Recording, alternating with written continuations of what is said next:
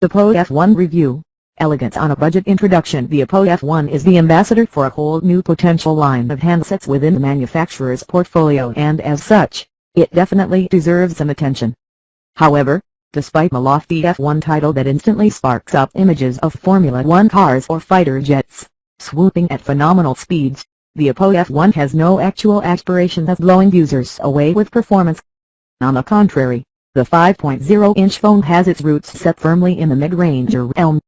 It sets out to offer some decent hardware, wrapped in a very signature Oppo-style body, akin that of the R7 line, all the while keeping pricing reasonable. Speaking of pricing, the Oppo seems to have a rather odd pricing policy, with the R7 often going for more than the R7s, so, hopefully, the F1 can help bring some order. Cheaper or not, the Oppo F1 is still a very nice-looking phone. We still find it rather refreshing to see Chinese companies exploring a design language of their own rather than simply shadowing industry leaders, like Apple's iPhone. Besides its charming, albeit familiar exterior, the Oppo F1 has another trick to lure potential buyers: the superb selfie experience, or at least that is what the marketing team has decided to focus on. The selfie expert is definitely a catchy tagline, and the team is justifying it with the 8MP front-facing camera with an aperture of f/2.0. The tiny shooter does look impressive on paper, especially considering it is on board the phone that costs around $250. However, a digital camera is only as good as its software and processing, so we'll make sure to check its virtues for ourselves. But, more on that later. The Oppo F1 key features metal alloy body, hybrid dual SIM flash micro slot, 5.0-inch IPS LCD display with 720p resolution and 294 ppi octa-core 1.7 GHz, Cortex-A53, Qualcomm Snapdragon 616 social, 3GB of RAM, 16GB of built-in memory, color OS 2.1 on top of Android 5.1, 13MP, f/2.2. Phase detection and autofocus, main camera with single LED flash, 8MP, f/2.0, 1/4 sensor size front camera capable of shooting 1080p video cat.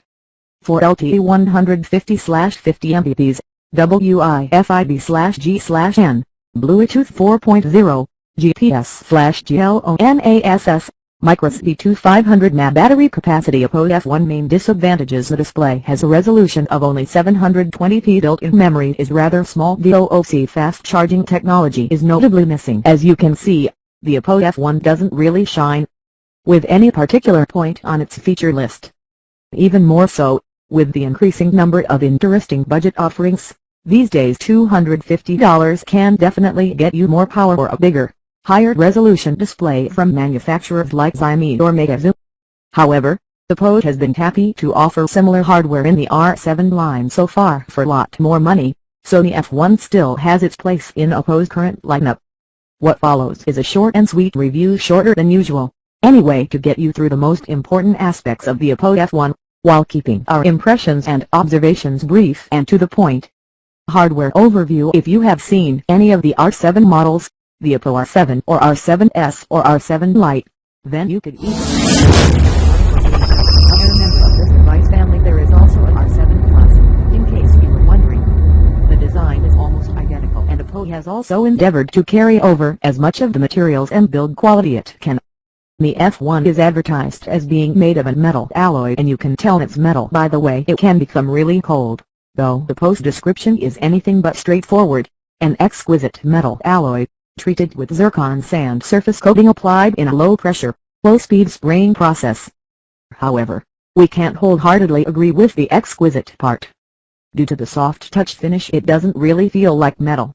There is no actual flexing or give in the body to complain about, but the back just doesn't feel quite right to the touch. Also, we are fairly certain that the frame is not metal, although they still feel and look just as nice.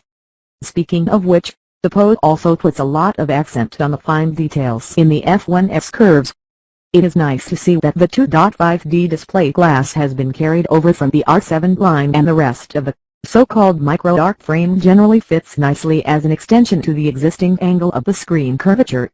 As for the controls on the F1, the Oppo has stuck to the familiar R7 distribution. The front of the device is clean.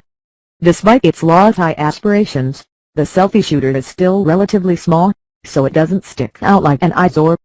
Beneath the screen there is a standard set of the capacitive navigation buttons. The touch screen itself doesn't feel as responsive as we're used to, but it might be due to the factory pre-applied screen protector, though that would be a first. Anyway, you would probably be fine without it either, as the front glass is Gorilla Glass 4. As for the back of the phone, we already had our say about how the metal feels there. The soft touch finish on a metal back just doesn't feel right to us, but that's nitpicking. The signature square camera is placed in the left upper corner, and so are the two plastic segments on the top and bottom. There are also the cutouts for the speaker. The two sides are the typically fair as well. On the left there is only the volume rocker, while on the right we have the power button and hybrid dual SIM flash microSD card tray. The top of the phone only has a lone 3.5mm audio jack, and the bottom isn't much busier either, with a micro USB port, flanked by the main microphone. The display is one area where the Oppo F1 definitely punches below its price range. As already mentioned, $250 can definitely buy you a full panel from a variety of other vendors. At 5.0 inches, the IPS LCD panel is rather underwhelming and doesn't really offer much to impress with. It is the most notable downgrade compared to the R7 and R7s. Still, unless you go out of your way to look really hard, you won't really find any grain or lack of detail on the handset. Much more troublesome, however, are the relatively bright blacks, which subjectively ruin the contrast for us. The actual value is pretty close to the mean within our database, so it is more of a subjective observation. Contrast is a little below average, sunlight legibility is also decent. Battery life: the Oppo F1 is equipped with a 2500 mAh sealed-in battery, which is perfectly decent for a mid-ranger, especially one with a 720p display. Furthermore, this is a bit more than the R7 and R7 Lite, which have 2320 mAh batteries, but still less than the 3070 mAh in the R7s. That being said, there is no point in beating about the bush. The Oppo F1 has an underwhelming battery life, at least in our experience with it. It only managed to score an overall endurance rating of 58 hours, and that is with only one active SIM inside. Throwing a second one in brings the number down to 56 hours. Talk time isn't particularly bad at 12.53 hours, but it is still only half of what the Oppo R7 is capable of. Web browsing and video playback are also on the low end, but the score is at least consistent with the one on the R7. Besides the talk time, the other real culprit for the significantly lower endurance rating is standby, with around 7 to 8% easily being drained overnight. Another important note to make concerns Oppo's VOOC technology, or rather, the lack of it. Oppo's patented fast charging tech is still one of the best implementations around, but sadly, the F1 lacks support for it altogether. And it is also not simply a matter of getting a VOOC charger. Using one did not help.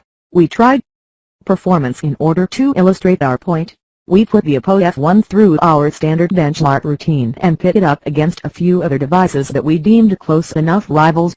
We won't go into too much detail, but the definitive conclusion is that the F1 can definitely hold its own against the competition.